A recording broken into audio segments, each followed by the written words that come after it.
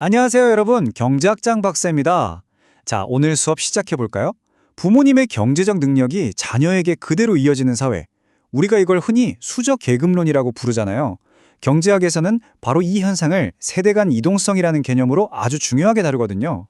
오늘은 이중구 이창용 교수님의 경제학 원론을 바탕으로 우리 사회의 이 중요한 문제, 세대 간 이동성에 대해 한번 깊이 파고들어 보겠습니다. 자, 제가 여러분께 첫 질문을 하나 던져볼게요. 부모의 부가 자녀에게 그대로 이어질까요? 어때요? 당연한 거 아니냐고요? 맞아요. 많은 분들이 그렇게 생각할 수 있죠. 부모가 부유하면 자녀도 그럴 가능성이 높고 또 반대의 경우도 마찬가지일 거라고요. 과연 우리 사회의 현실, 그리고 경제학적 분석은 어떤 답을 내놓을지 지금부터 함께 파헤쳐 보겠습니다. 사실 이 질문을 들으면 우리 머릿속에 바로 떠오르는 단어가 있죠. 네, 바로 금수저와 흙수저입니다. 태어날 때부터 부모의 경제력에 따라서 내 미래가 어느 정도 정해진다는 어떻게 보면 좀 씁쓸한 현실을 담고 있는 말인데요. 놀랍게도 경제학은 바로 이 수저 논쟁을 굉장히 중요한 연구 주제로 다루고 있습니다. 그렇다면 경제학에서는 이 수저 문제를 과연 어떻게 정의하고 분석할까요? 바로 세대 간 이동성이라는 개념으로 접근합니다. 한번 들어볼게요. 네, 경제학에서는 이 현상을 세대 간 이동성이라고 불러요. 교과서에 나오는 정의를 보면 부모 세대의 경제적 지위가 자녀 세대에 얼마나 영향을 미치는지를 나타내는 개념, 이렇게 되어 있는데 말이 조금 어렵게 느껴질 수 있겠죠? 아주 좋은 질문이에요. 이걸 아주 간단하게 한 문장으로 풀어서 말하면요. 바로 이겁니다. 부모님의 배경과 상관없이 순전히 내 노력만으로 성공할 가능성이 얼마나 열려 있는가. 이걸 뜻하는 거예요. 그러니까 이 이동성이 높은 사회일수록 우리가 흔히 말하는 개천에서 용나는 이야기가 더 많이 나올 수 있는 거죠. 그런데 말이죠. 이렇게 눈에 잘 보이지도 않는 이동성이라는 걸 경제학자들은 어떻게 측정할 수 있을까요? 이걸 숫자로 딱 보여주는 아주 흥미로운 지표가 있습니다. 바로 세대 간 소득 탄력성이라는 지표입니다. 이름이 좀 길고 어려워 보이죠? 근데 원리는 정말 간단해요. 부모님의 소득이 1% 늘어났을 때 자녀인 내 소득은 과연 몇 %나 영향을 받아서 늘어나는가, 이걸 숫자로 나타낸 거죠. 이 수치 하나로 한 사회에 기회가 얼마나 열려 있는지 그 건강성을 엿볼 수가 있습니다. 이 소득 탄력성이라는 숫자가 우리 사회를 어떻게 보여주는지 양쪽 극단의 사례를 보면 아주 명확해집니다. 자, 만약에 탄력성이 1이라면 어떨까요?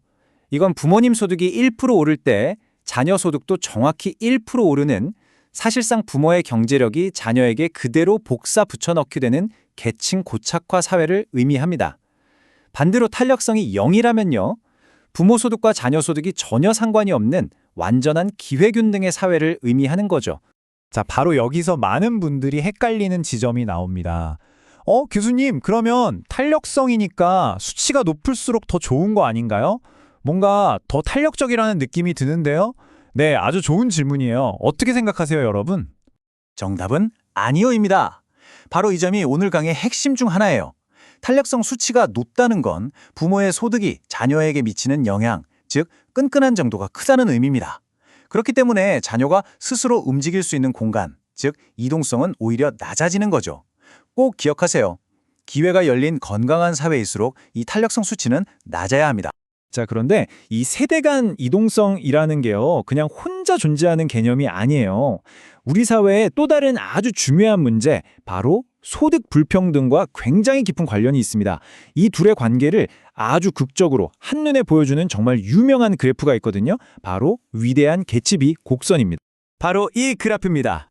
위대한 개츠비 곡선. 이름도 참 멋지죠?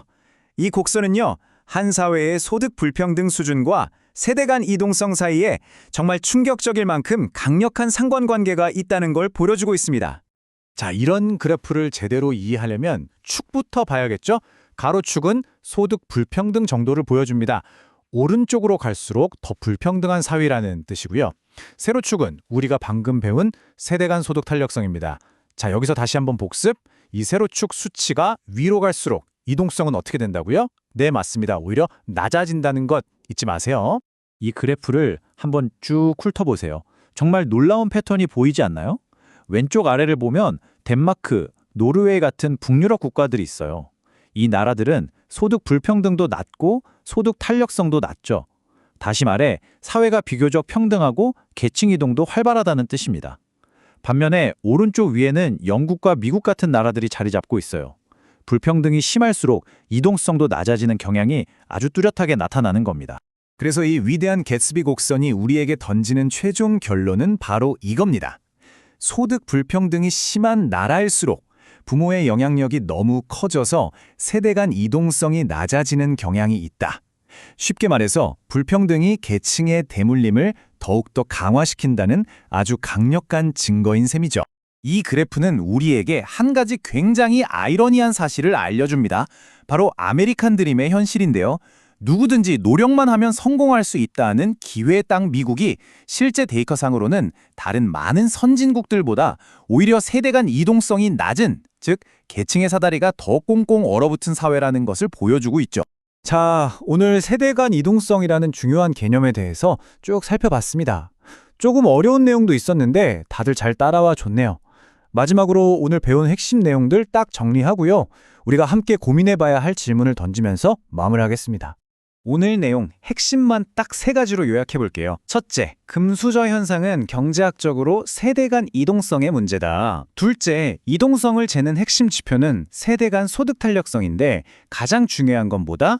이 수치가 높을수록 이동성은 오히려 낮아진다는 점. 절대 헷갈리면 안 돼요. 그리고 마지막 셋째, 위대한 개츠비 곡선을 보니까 소득 불평등이 심한 사회일수록 계층 이동이 더 어려워진다는 강력한 증거를 확인할 수 있었습니다. 어때요? 간단하죠? 자, 오늘 배운 내용을 바탕으로 제가 여러분께 이 질문을 마지막으로 남깁니다. 우리 사회의 이동성을 높여서 좀 더 건강한 사회를 만들기 위해서 우리는 과연 무엇부터 시작해야 할까요? 이 질문에 대해 한 번쯤 깊이 생각해보는 계기가 되었기를 바랍니다. 오늘 수업은 여기까지 하겠습니다. 수고 많으셨습니다.